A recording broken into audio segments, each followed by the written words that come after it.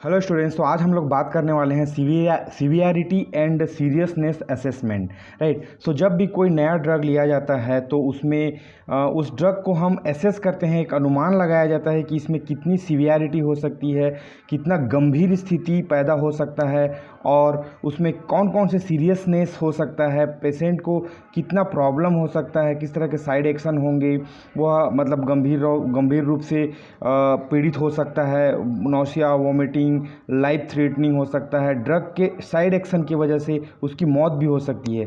तो हम उसको अनुमान लगाते हैं, एसेस करते हैं।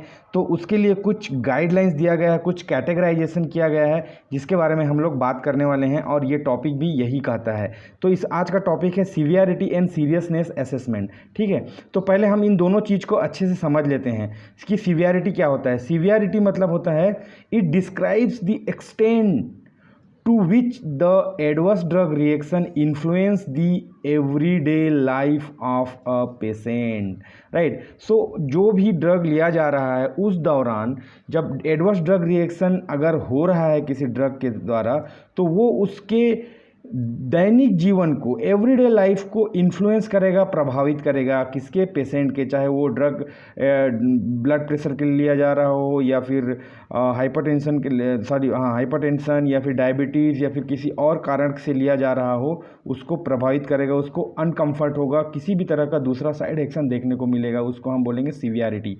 वेयर सीरियसनेस, जबकि सीरियसनेस हम किसको बोलेंगे?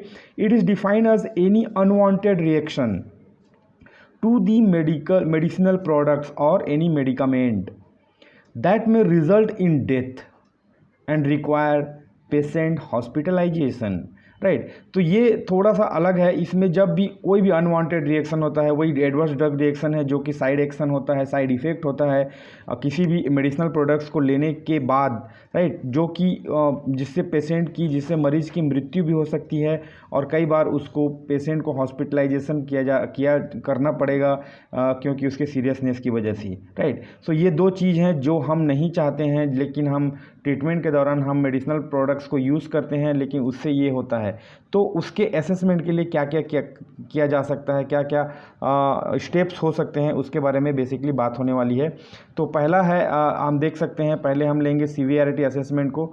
तो जब हम सीवियरिटी असेसमेंट की बात करते हैं तो इसमें कई कैटेगरी के सीवियरिटी होती हैं। एकदम से मतलब जो सामान्य होता है और थोड़ा मध्यम होता है और बहुत ज़्यादा हाई होता है और बहुत डेंजरस होता है ना।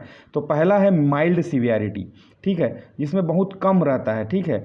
इन दिस केस नो एंटीडोट और treatment is required, hospitalisation is not prolonged. इस स्थिति में एंटीडोट, किसी भी तरह का एंटीडोट या उस सीवियरिटी को कम करने के लिए किसी भी अलग तरह की दवाई की ज़रूरत नहीं होती है। ट्रीटमेंट की ज़रूरत भी नहीं पड़ती है, कई बार वो अपने आप ठीक हो जाता है। और हॉस्पिटलाइजेशन अगर होना भी पड़ा तो वो प्रोलॉन्ग नहीं रहता, ज़्यादा लंबे समय के लिए नहीं करना पड़ता, 2-4 घंटे में काम और उस पर काबू पा लिया जाता है। ठीक है। इसके उदाहरण ये हैं, एंटीहिस्टामाइंस जब लिया जाता है तो ड्राउजीनेस होता है, चक्कर आता है, तो वो अपने आप ठीक हो जाएगा। ठीक है।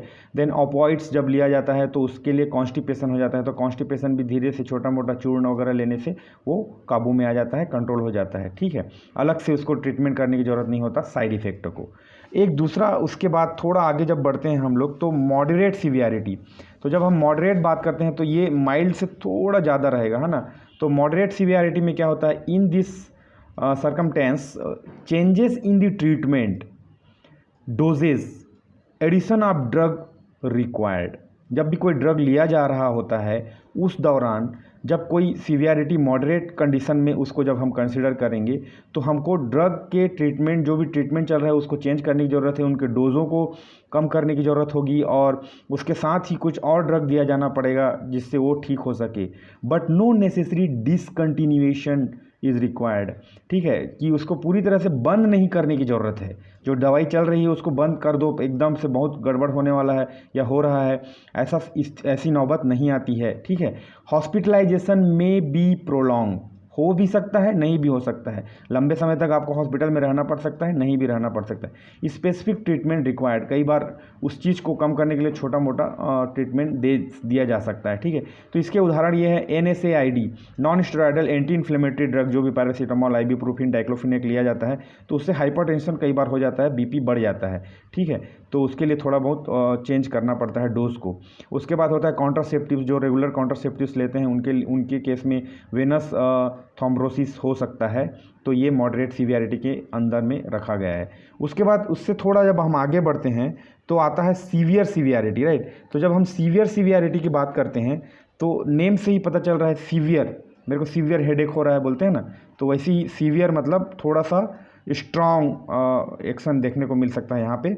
It may be life threatening, ठीक है, ये जीवन मृत्यु का सवाल भी हो सकता है। And requires immediate discontinuation of the drug, जो भी ड्रग चल रहा है जिसकी वजह से एडवर्स ड्रग रिएक्शन हुआ उसको तुरंत बंद करने की ज़रूरत पड़ सकती है और स्पेसिफिक ट्रीटमेंट की ज़रूरत पड़ेगी ही, है ना।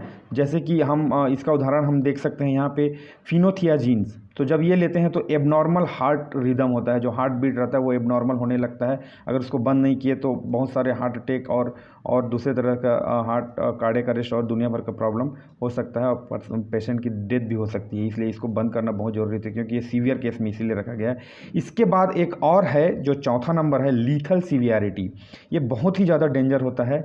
It contributes to patient's death, इसमें जो भी मरीज है उसकी मृत्यु भी हो सकती है और हो जाती है ना। इसका उदाहरण है एंटीकोआगुलेंट्स जब दिया जाता है, क्योंकि डायरेक्टली ये ब्लड से कनेक्टेड है और ब्लड को ये मतलब कोआगुलेट होने से बचाता है, तो इससे हेमरेज होने के चांसेस है, ब्रेन हेमरेज और दूसरा अलग तरह के नस फट जाने के चांसेस रहते हैं, जो कि बहुत ही डेंजर है ना।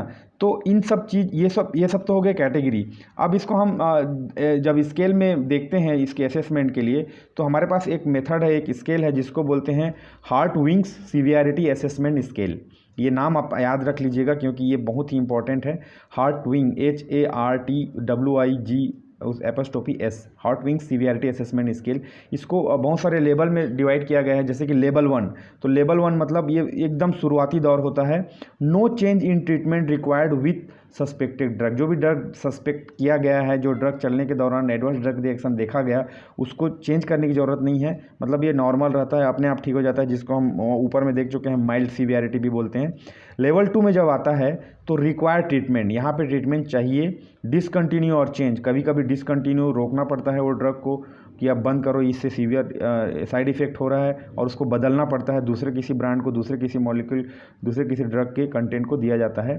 नो एंटीडॉट्स और अदर ट्रीटमेंट इज़ रिक्वायर्ड, कभी एंटीडॉट देने की ज़रूरत नहीं है उस ड्रग साइड इफ़ेक्ट को रोकने के लिए, और अदर ट्रीटमेंट की भी ज़रूरत नहीं पड़ती है यहाँ पे। No increase in length to stay, length of stay LOS, right, इसको LOS बोलते हैं। तो LOS मतलब हॉस्पिटल स्टे की बात हो रही है यहाँ पे, तो मतलब ज़्यादा लंबे समय तक आपको हॉस्पिटल में नहीं रहना पड़ेगा, कुछ घंटों में आपको छुट्टी दे दिया जाएगा और डिस्चार्ज कर दिया जाएगा। ये मॉडरेट सीवियरिटी में लेवल 2 आता है। उसके बाद जब हम लेवल 3 की बात करते हैं तो लेवल 3 में थोड़ा सा मतलब प्रॉब्लम यहाँ पे बढ़ सकता है। तो उसमें क्या होता है, level 3 required treatment with suspected drug, तो ड्रग सस्पेक्टेड ड्रग के अगेंस्ट एक ट्रीटमेंट दिया जाना पड़ेगा ताकि साइड इफ़ेक्ट को कम किया जा सके। और कई बार डिसकंटिन्यू और अदरवाइज चेंज, हमको डिसकंटिन्यू करना पड़ेगा, है ना, और कई बार चेंज करना भी पड़ सकता है, जैसे कि मॉडरेट सीवियरिटी में देखा जा चुका है। तो मॉडरेट सीवियरिटी में भी डिफरेंट लेवल्स, यही मतलब 2, 3, 4 रहेगा। एंटीडॉट्स और अदर ट्रीटमेंट रिक्वायर्ड, कई बार एंटीडॉट देना पड़ता है मतलब सिम्टम्स को रोकने के लिए, और दूसरा ट्रीटमेंट भी देना पड़ सकता है, या फिर डेक्सोमेथासोन और दूसरा कुछ इंजेक्शन जिससे उसके साइड इफेक्ट को कम किया जा सके। No increase in length of stay LOS, जो हॉस्पिटल स्टेइंग है उसमें उसको बढ़ाने की यहाँ पे ज़रूरत नहीं पड़ती है। लेकिन जब हम 4th स्टेज में जाते हैं, लेवल 4 में जाते हैं, तो लेवल 4 में any level 3 adverse drug reaction which increase, ये जो चीज़ हम देखे हैं अगर वो बढ़ता है, which increase length of stay LOS, जब length of stay in hospital it will increase, right. So by at least 1 day, right, so एक दिन के लिए आपको रुकना पड़ेगा। और the adverse drug reaction was the reason for the admission, ठीक है, तो उसको लेवल 4 में रखा गया है। जब भी कोई साइड इफ़ेक्ट हो रहा है उसके वजह से, जब वो वजह कारण बन जाता है हॉस्पिटल एडमिशन के लिए, तो उसको भी लेवल 4 में हम रखेंगे। उसके बाद आता है series of another 3 level, that is level 5, level 6 and level 7। तो लेवल 5 में क्या होता है, any level 4 of adverse drug reaction requires ICU, जब वो कंट्रोल नहीं होता है, मतलब ड्रग डिसकंटिन्यू करने के बाद भी, चेंज करने के बाद भी, या फिर एंटीडोट देने के बाद भी, तो आईसीयू में डालना पड़ता है पेशेंट को, इंटेंसिव केयर यूनिट में, क्योंकि प्रॉब्लम यहाँ पे बहुत बढ़ चुका होता है और उसको कंट्रोल किया जाता है इसलिए। लेवल 6 में क्या होता है, adverse drug reaction caused permanent harm to the patient. जब कुछ प्रॉब्लम, कुछ ऑर्गन डैमेज हो गया या कुछ टिश्यूज़ डैमेज हो गए और कुछ हार्मफुल, बहुत ज़्यादा हार्मफुल इफेक्ट देखने को मिल गया पेशेंट में, तो उसको लेवल 6 में रखा जाता है। लेवल 7 में क्या होता है, ये सबसे लास्ट होता है, जो कि लीथल सीवियरिटी में हम देख चुके हैं। ADR आइदर डायरेक्टली और indirectly leads to death of the patient. यहाँ पे पेशेंट की मृत्यु हो जाती है, तब उसको लेवल 7 ऑफ सीवियरिटी बोलते हैं, जिसको लीथल सीवियरिटी भी हम कह चुके हैं प्रीवियस में। ठीक है, ये तो हो गया सीवियरिटी असेसमेंट की बात। अब हम बात करते हैं सीरियसनेस असेसमेंट, राइट। सो सीरियसनेस असेसमेंट, जो कि हम देख चुके हैं, अनवांटेड रिएक्शन होता है किसी भी मेडिसिनल प्रोडक्ट्स को लेने के बाद, तो उसमें मतलब क्या होता है, अनवांटेड रिएक्शन होने से डेथ हो जाती है ना, और पेशेंट हॉस्पिटलाइजेशन यहाँ पे भी ज़रूरत होता है। तो seriousness of reaction is categorized according to FDA, food drug and administration, that is the agency, criteria on the basis of their life threatening nature. वो किस तरह से सीवियर हो सकता है, किस तरह से पेशेंट की मतलब पेशेंट के ज़िंदगी मौत का सवाल पैदा करता है, तब उसके हिसाब से हम उसको डिफरेंट कैटेगरी में रखे हैं। जैसे कि यहाँ पे देख सकते हैं आप, डेथ, लाइफ थ्रेटनिंग, अगर डेथ हो रहा है कि नहीं, लाइफ थ्रेटनिंग है, या फिर हॉस्पिटलाइजेशन है, राइट, मतलब इनिशियल टू प्रोलॉन्ग, मतलब इस शुरुआती से लेके कितना दिन तक उसको हॉस्पिटल स्टे करना पड़ रहा है।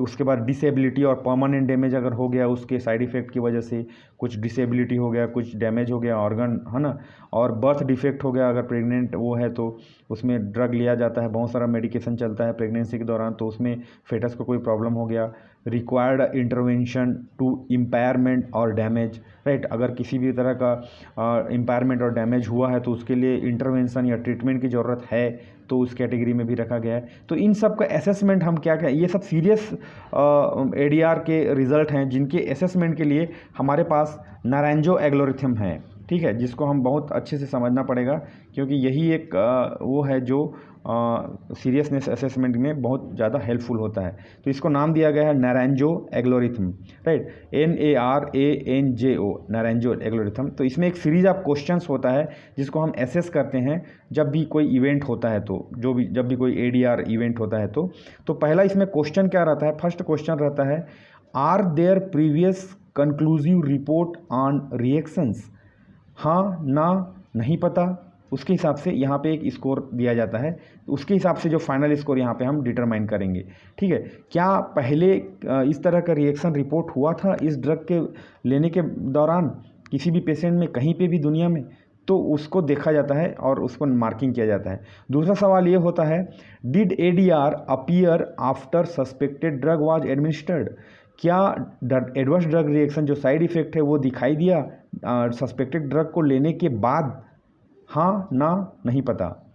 तीसरा सवाल हो सकता है, did ADR improved when drug was discontinued, जब जो भी जिस ड्रग के बदौलत जो ADR हुआ था, एडवर्स ड्रग रिएक्शन हुआ था, क्या वो बढ़ने लगा जब उसको बंद कर दिया गया, जब ड्रग चल रहा था उसको बंद करने के बाद भी वो बढ़ रहा था क्या, हाँ ना नहीं पता।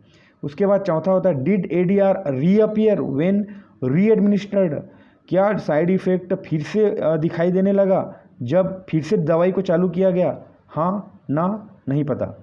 पाँचवा नंबर में हम एक सवाल और कर सकते हैं, did ADR reappear when placebo was given.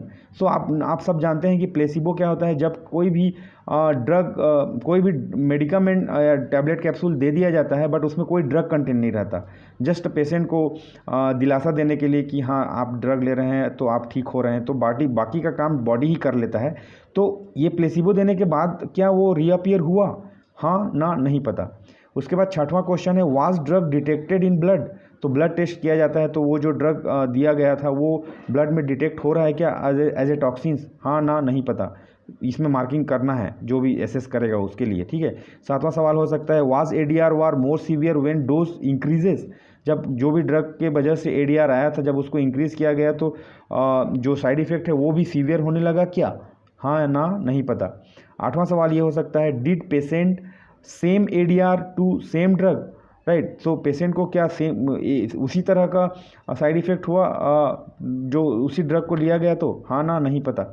उसके बाद 9वां होता है, did ADR confirmed bye objective evidence, क्या जो साइड इफ़ेक्ट है वो ऑब्जेक्टिव एविडेंस किसी भी तरह का ब्लड प्रेशर बढ़ना, ड्रॉजीनेस होना, नौसिया वोमिटिंग, वो एविडेंस के साथ क्या प्रूफ हुआ, हाँ ना नहीं पता। इसके हिसाब से जो स्कोरिंग यहाँ पे आने वाला है, ये स्कोरिंग आपके फाइनल स्कोर को डिसाइड करेगा। उसके हिसाब से हम सीरियसनेस को हम एसेस कर पाएंगे कि सीरियसनेस को कितना मार्किंग मिला, तो उसके हिसाब से सीरियसनेस प्रूव हो जाएगा, राइट। तो ये सब बहुत ही इंपॉर्टेंट फैक्ट है यहाँ पे, जिसको एक्चुअल में फार्माकोविजिलेंस देखती है, और इसको देख पाना बहुत राइट। सो आप एग्ज़ाम पॉइंट ऑफ व्यू से पहले इसको सीवियरिटी क्या है, सीरियसनेस क्या है, उसको समझना पड़ेगा, और उसके कौन कौन से लेवल्स हैं, कैटेगरी हैं, उनको कैसे एसेस किया जाता है।